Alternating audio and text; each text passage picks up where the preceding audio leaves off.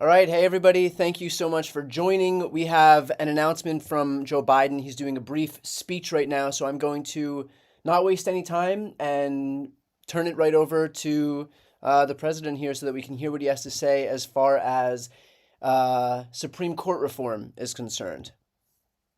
Thank you. Thank you.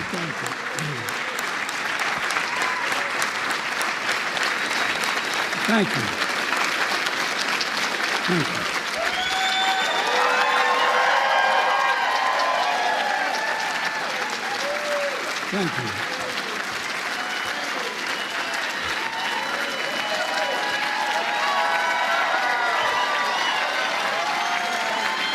you. Thank you. Really. Thank you. Please.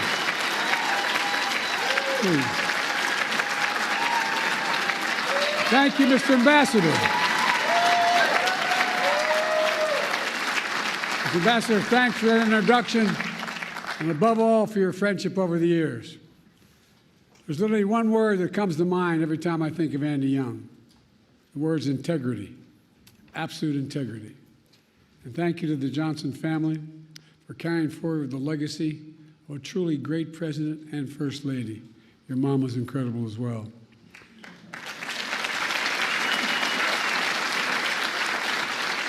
The same goes to Mark Upgrove, president of the LBJ Foundation. It's great to be back here. I thank you all and distinguished guests gathered here today.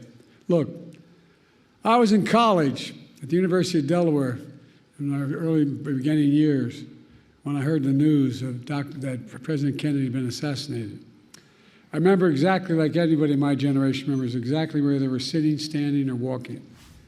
I was on the steps of one of the university halls called Hullion Hall at the university, listening on a transistor radio with 3 other people. It seemed unbelievable. And then, later watching President Johnson help the nation find a way forward.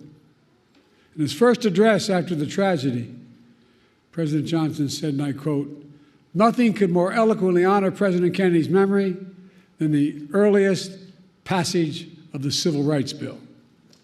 That's what he said.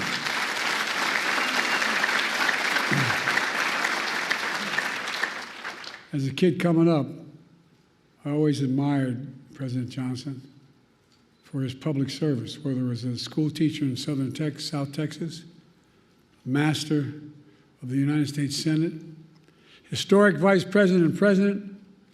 His philosophy was simple. In a great society, no one should be left behind. He'd say, it's time for us to come to see that every American gets a decent break and a fair chance to make good. And as Andy Young said, President Johnson met repeatedly with the civil rights leaders and built a coalition to bring that vision to life. And he did. He brought it to life.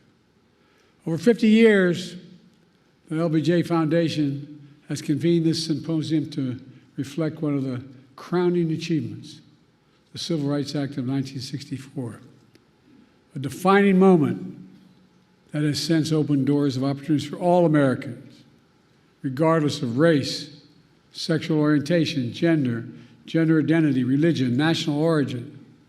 Together with the Voting Rights Act and the Fair Housing Act, these 3 landmark laws he signed are remarkable in their scale and their scope.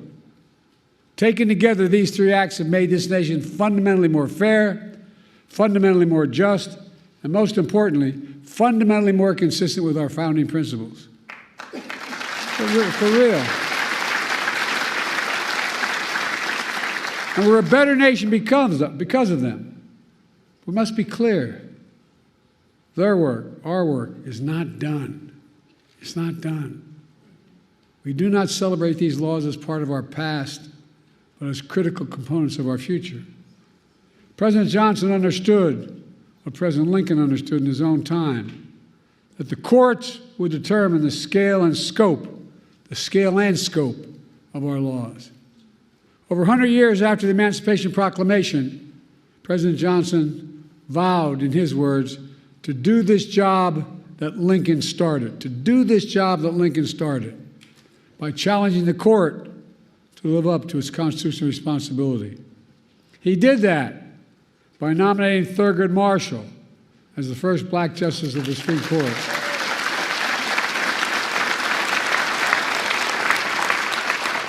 And by aggressively defending civil rights throughout the courts. But now, we live in a different era.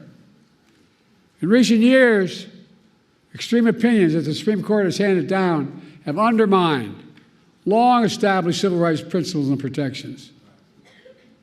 In 2013, the Supreme Court in Shelby County case gutted the Voting Rights Act, opening the floodgates to a wave of restrictive voting laws that have seen states across the country pass. In 2022, the court overruled Roe v. Wade and the right to choose that had been the law of the land for 50 years. 50 years. The following year, the same court eviscerated affirmative action, which had been upheld and reaffirmed for nearly 50 years as well. And now, there's an extreme movement and agenda called Project 2025. Well, by the way, they're serious, man. They're planning another onslaught attacking civil rights in America. For example, Project 2025 calls aggressively attacking diversity, equity, and inclusion all across all aspects of American life. This extreme MAGA movement even proposes to end birthright citizenship. That's how far they've come. End birthright citizenship, which if you're born in America, you're an American citizen. That's how extreme these guys are. This issue and so many other civil rights that Americans take for granted are likely to come before the court in the years to come. And most recently and most shockingly, the Supreme Court established in Trump versus the United States a dangerous precedent. They ruled, as you know, that the President of the United States has immunity for potential crimes he may have committed while in office. Immunity. This nation was founded on the principle there are no kings in America. Each of us is equal before the law. No one is above the law. And for all practical purposes, the court's decision almost certainly means that a president can violate their oath, flout our laws, and face no consequences. Here's what Justice Sotomayor, Supreme Court Justice, wrote in her dissent, and I quote, "Under the majority's reasoning, the president now will be insulated from criminal prosecution. Orders a Navy SEAL team seeks to assassinate a political rival. Immune. Organizes a military coup to hold on to power. Immune. Takes a bribe in exchange for a pardon. Immune. In every use of official power, the president is now a king above the law." Just what Justice Sotomayor wrote in her dissent. Folks, just imagine what a president could do in trampling civil rights and liberties given such immunity. The court's being used to weaponize an extreme and unchecked agenda. This decision is a total affront to the basic expectations we have for those who wield the power in this nation, that they are expected to be wholly accountable under the law. The president is no longer constrained by the law, and only limits on abuse of power will be self-imposed by the president alone. That's a fundamentally flawed view and a fundamentally flawed principle, a dangerous principle. On top of its extreme decisions, the court is mired in a crisis of ethics. These scandals involving the justices have caused public opinion to question the court's fairness and independence that are essential to faithfully carrying out its mission of equal justice under the law. For example, there are documented reports of a decades-long effort to reshape the judiciary, including the Supreme Court backed by shadow special interests that also support Project 2025. Undisclosed gift to justice is worth hundreds of thousands of dollars from wealthy benefactors who have interest before the very court they're contributing to. Conflicts of interest from those connected to January 6th insurrectionists and a blatant attack on nominating and confirming justices of the court itself. Do you all remember when Justice Scalia died in February of 2016? And the Republicans blocked the president's nomination, President Obama's nomination, to fill that vacancy for nearly a year by making up an entirely new standard that there be no confirmations of the court during an election year. But then, when Justice Ginsburg died in 2020, Republicans rushed through the President Trump's nominee at the very same time votes are being cast in an election that Trump would lose. It's outrageous.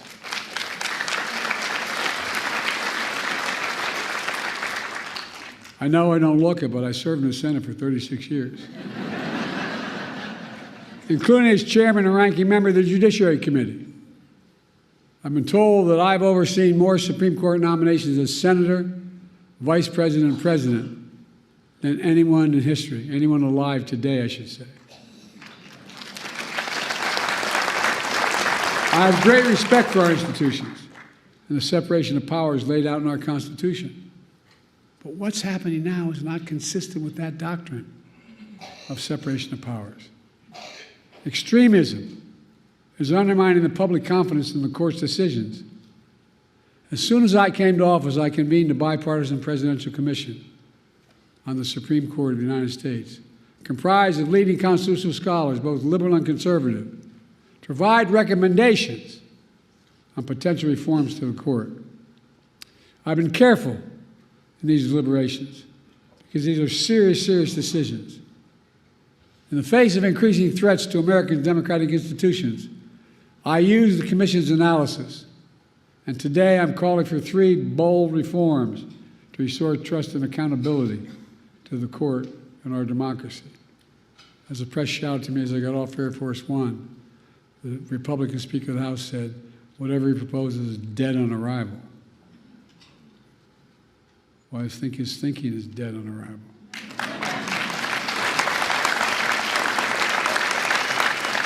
First, I'm calling for a constitutional amendment called No One is Above the Law Amendment.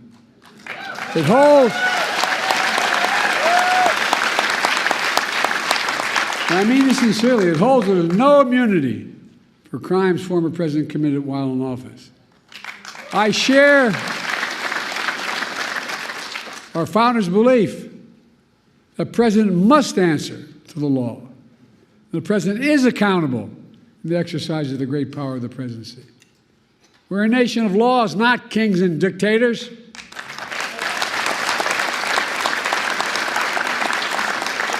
The decision can be boiled down to the title of one case, Trump versus the United States. The court asserted it was making a ruling for the ages. That isn't true. The court made a ruling for one, a former president. No other president in our history has asked for this kind of immunity for criminal actions. And no president, no former president, not me, not one, has and should have been given any exception to this with such immunity. The second thing I'm asking for, we've had term limits for presidents of the United States for nearly 75 years after the Truman administration. And I believe we should have term limits for Supreme Court justices of the United States as well.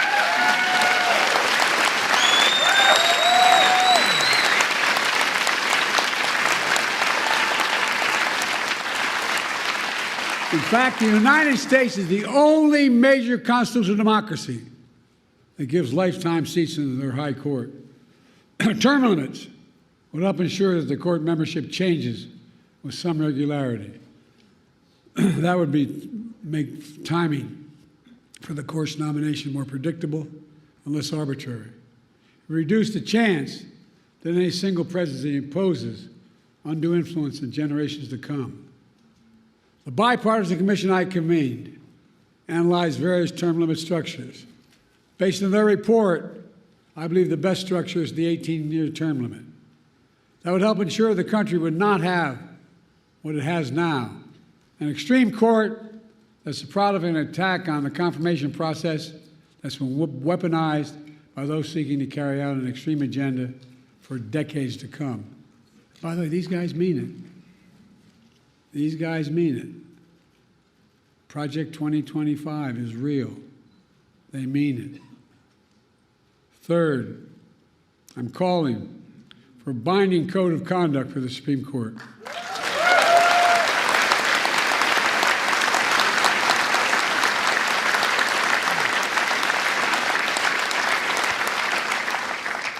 Supreme Court's current ethics code is weak and, even more frightening, voluntary. Any code of Congress must be enforceable. Under the reform I propose, justice would be required to disclose gifts, refrain from public political activity, recuse themselves in cases in which they or their spouses have a financial or other conflict of interest.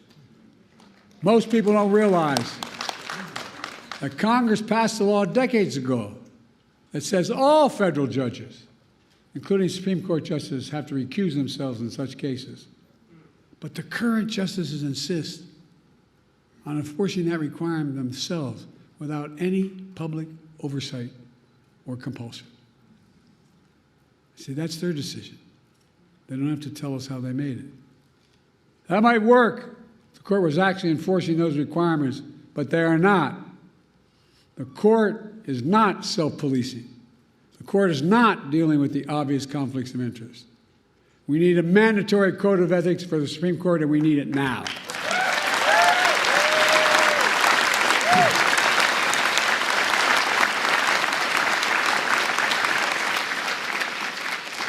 My fellow Americans, based on all my experience, I'm certain we need these reforms. We need these reforms to restore trust in the courts, preserve the system of checks and balances that are vital to our democracy. There are also common sense reforms that a vast majority of the American people support, as well as leading constitutional law scholars, progressives, and conservatives. I look forward to working with the Congress to implement these necessary reforms. A number of members of Congress are here today. Let me close with this. President Johnson signed the Civil Rights Act of 1964 just 2 days before the 4th of July. He said in that bill signing, and I quote, "This is a proud triumph, yet those who founded our country knew the freedom would be secure only if each generation fought to renew in largest meaning," end of quote. That's what I've tried to do throughout my career, inspired by the cause of civil rights.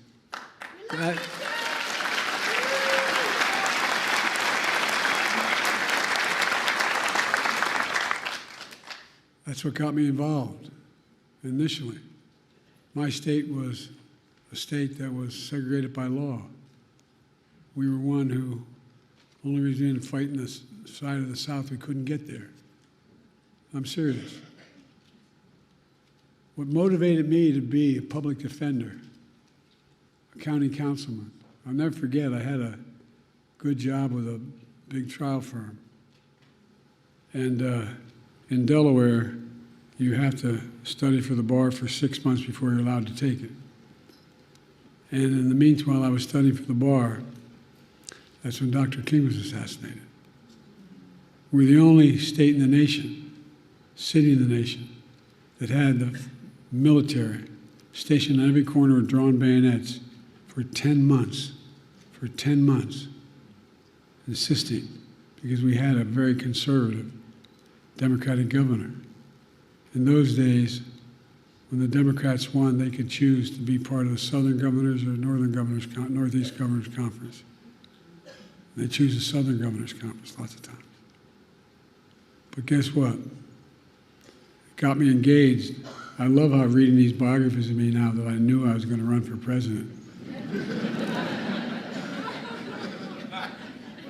I remember walking in to the public defender's office, which was part-time at the time, and asking for an application because I wanted to join the public defender's office. And he looked at me, his name is Franny Kearns, he said, "Don't you work for Pickett, Warburton, Sanders?"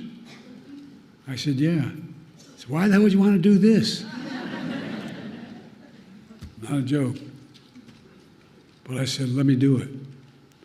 I became a public defender. Folks, here's the deal. Because I got engaged like a lot of you do, whether you run for office or not. You get engaged and you want to change things. So I kept trying to change the Democratic Party in my state, which is very conservative. And then a group of people came to me, as my senator knows, Chris Coons, came to me and said, look, we want you to run for state senate. I said, I can't. I can't go to Dover all the time. I'm just starting a law firm. I'm a part-time public defender. And then they came back to me and said, why don't you run for the county council? I said, I can't. They said, you stupid SOB, it's right across the street there. I'm serious. Meets only twice a week. So my sister, my best friend, managed my campaign, and we picked a district that we couldn't possibly win. No Democrat had ever won. But my problem was I had my sister doing my campaign. And we won. Next thing I know, I was part of a group assigned as young senators, young elected officials, to try to bring the party around to get someone to run for the United States Senate. And I was put on a commission. When you're the young lawyer, you get to turn the lights on and off after every meeting. And so I remember going down to the Democratic convention off year in Dover, Delaware. And after the afternoon session, went back and I was in my room. There's a nice motel you just drive up to, get out, walk in your door there. And you know, an 8x10 bathroom, a shower, and a stall. And I had my towel around me and the shaving cream on my face, and they were bam, bam, bam at my door. And I thought it was the guys that came down with. The guy was had a talk show named Bob Cunningham, was a big civil rights guy, and two others. So I thought it was them. I walked, opened the door. There was a former governor, former Supreme Court justice, swear to God, the state chairman, and the former congressman. And they said, we just had dinner. Well, I said, I'm sorry, gentlemen. And I walked in, I ran to the bathroom, shake the shave grip, thinking I could put something on. There wasn't anything here. I walked back out with a towel. I'm standing against a nail, a desk nail to the wall, and they're on the beds that are nailed, or the headboards are nailed to the wall. Four of them sitting across. I said, Joe, we were thinking you should run for the United States Senate. I said, gentlemen, are you serious? And they went on and made their case. I hope all of you had a professor as enlightened his mind. I had one professor named Dr. Ingersoll, my political philosophy professor, at the University of Delaware, which is between Dover and where I was going home. So I called him, I could stop by and see him. And I said, what do you think I should do? He said, Joe, remember what Plato said. I'm thinking, what the hell did Plato say? Seriously. So Plato said, the penalty good people pay for not being involved in politics is being governed by people worse than themselves. And I almost spoke to my deceased wife. She said, look, Joe, you're working 40 hours a week trying to set up a law firm, and you're working 40 hours a week as a public defender. Get in or get out. Next thing you know, I was running. Nixon won my state by 60% of the vote. We won by a staggering 3,800 votes. My point is,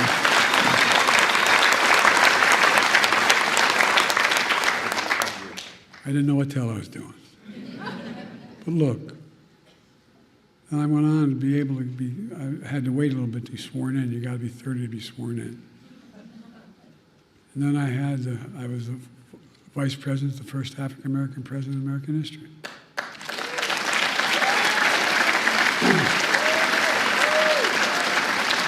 Now I'm president to our first woman vice president.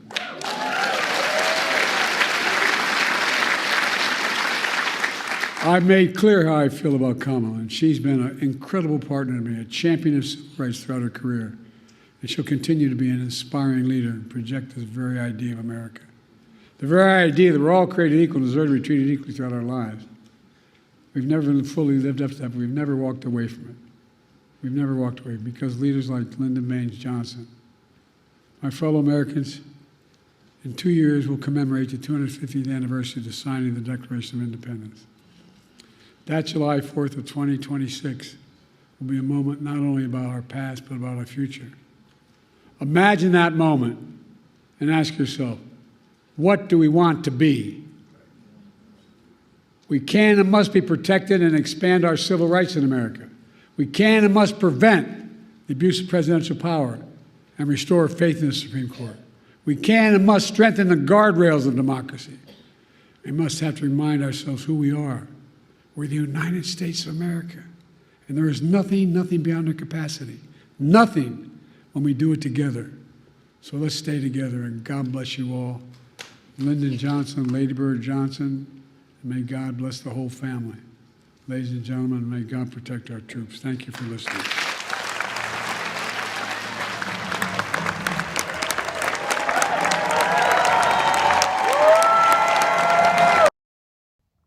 Okay, so let's talk about what he just brought up there, because I think that a lot of this is important, and it definitely requires some clarification in terms of what we can actually get done and what it would take to actually get some of this stuff done. So there are 3 reforms that President Biden called for here.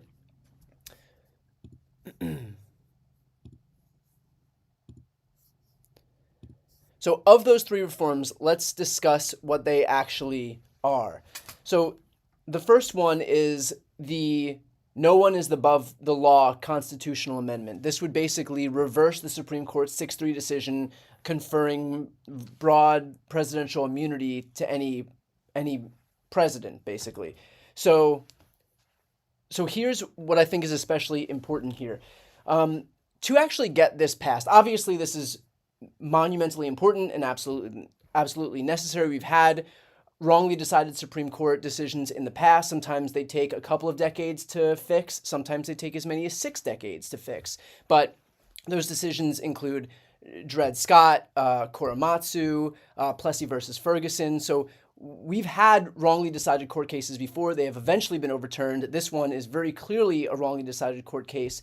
But what is important now is how we actually get this done. So first of all, to pass a constitutional amendment, we would need the support of 2/3 of both houses of Congress. So 2/3 of the House, 2/3 of the Senate, as well as 3/4 of all the states. So obviously a very heavy lift. In terms of the actual feasibility of getting a constitutional amendment passed, it is unlikely, at least in the current makeup of this country, of the Congress, that we would actually get that done, which is not to say that it isn't especially important that Joe Biden come forward and normalize this idea. And just as a quick aside on that, that has been Joe Biden's superpower in all of this. This is a 50-year, long-time centrist Democratic senator for a long time who became the vice president, became the president. But because he's a centrist, he's been able to normalize a lot of these very progressive ideas that if a President Bernie Sanders, for example, brought forward, they wouldn't be received the same way. So this is a superpower of Biden. For him to come forward and call for Supreme Court reform,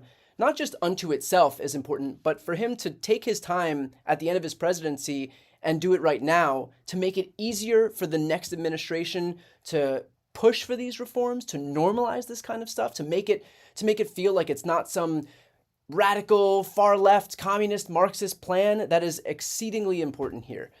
I do want to go over 2 others, and that is the idea of term limits and a code of ethics. And shortly, I'm going to bring forward a piece of a discussion I had with Mark Elias about exactly this point, because I think that this is going to be an important addendum to this. But the other 2 things that he brought forward were the idea of 18-year term limits. So a president would be able to appoint a Supreme Court justice every 2 years to spend 18 years on the Supreme Court. And the second piece is a code of ethics that basically says that justices would be required to disclose gifts, which would be a major blow to someone like Clarence Thomas, who may or may not be on a yacht somewhere right now, living his best life with Harlan Crow, who may or may not have business before the Supreme Court.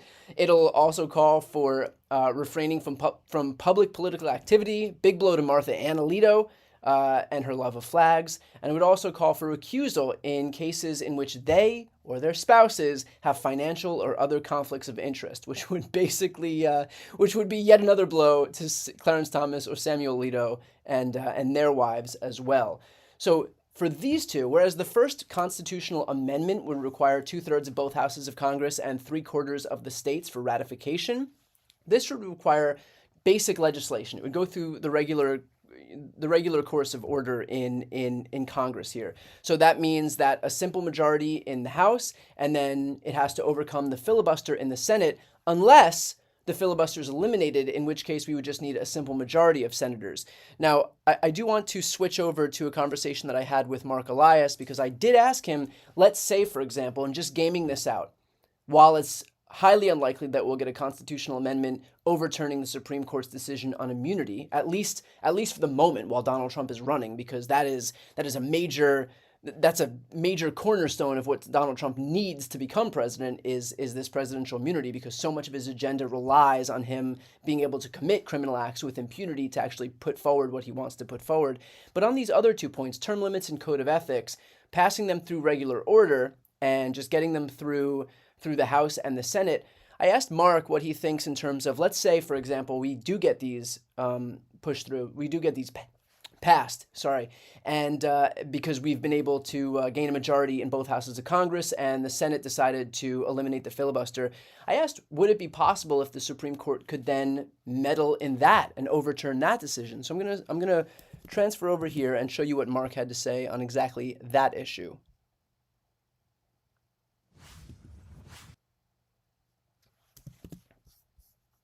Well, can the Supreme Court overrule a constitutional amendment, even on the unlikely chance that it actually does get passed? Would they have the ability to kind of swat it down? No, they don't, right? So the Supreme Court has the authority to interpret constitutional amendments, but once the amendment is passed, they are in the Constitution. They are part of the text. The Supreme Court cannot invalidate a constitutional amendment. We have seen the Supreme Court interpret some constitutional provisions in ways that I don't think are truly faithful to the text. But when you read this provision, and Democracy Docket has it on their website, they wrote a really good article summarizing, and they post the actual constitutional text. It's pretty hard to get around. Like, the Supreme Court would not be able to navigate around the way in which Congressman Morelli has framed this.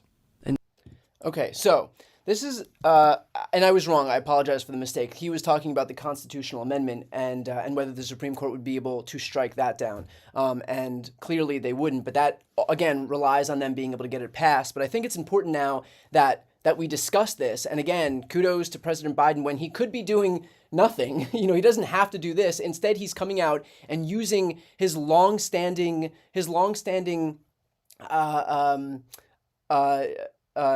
like characterization as a centrist senator to normalize what would otherwise be perceived as or attacked as an exceedingly radical idea, which is this idea that the Supreme Court is corrupt. And it's, of course, not a radical idea. The only thing that's radical in all of this, the only thing that is overtly corrupt in all of this is what the Supreme Court is doing right now. So he is basically setting the stage to get people used to this idea that we have a serious problem with the Supreme Court, that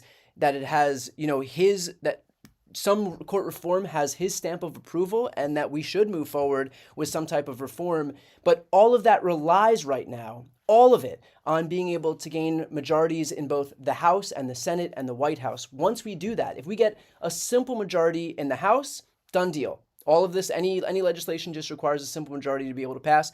If we are in the Senate, right now, without Joe Manchin and Kyrsten Sinema, those are the only two senators who have expressed opposition to the filibuster as it stands right now. Neither one of them are going to be running for re-election, which means if we can replace Kyrsten Sinema with Ruben Gallego, and that'll bring us down to just one, that's Joe Manchin, and then Joe Manchin, that seat is as good as gone in West Virginia. But if we can still win the rest of the seats that we're defending right now, which means Sherrod Brown in Ohio, Jackie Rosen in Nevada, Bob Casey in Pennsylvania, Sherrod Brown in Ohio, and of course, Ruben Gallego in Arizona, among a couple of others that are going to be, tough races regardless, John Tester in Montana, for example, then we will have a 50-50 majority. As long as we have a simple majority, they can vote to overturn the filibuster, and then we are able to move forward with passing legislation that we need passed. Like, for example, codification of abortion rights, and a Voting Rights Act, and a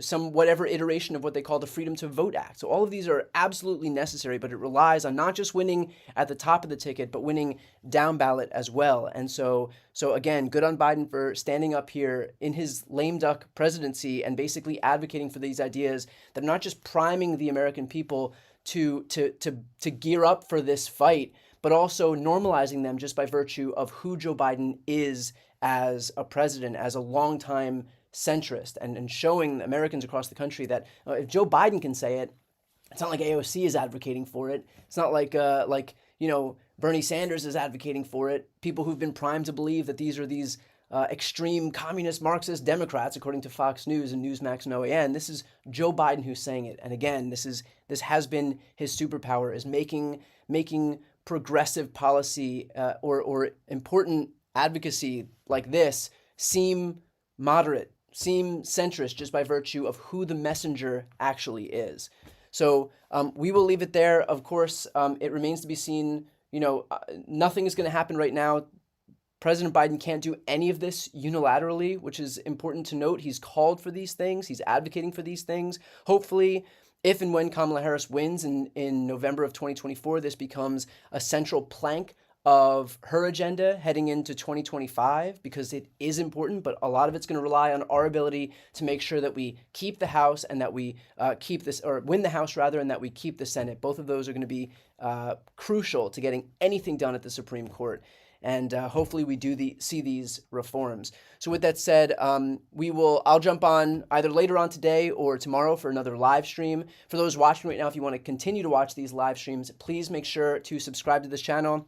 It doesn't cost anything to be able to do that, but it's a great way to support my work. You can see more videos like this one. This is my series Democracy Watch with Mark Elias, as well as a few other series that I host on this channel, including an interview series, a legal series, and also my video podcast. So to support the work that I do and to see more of this stuff, please make sure to subscribe. About half of you watching right now aren't yet subscribed. So again, it doesn't cost you anything, but it's a great way to support this work. So with that said, I'm going to end it here. Thank you everybody for watching, and I'll see you next time.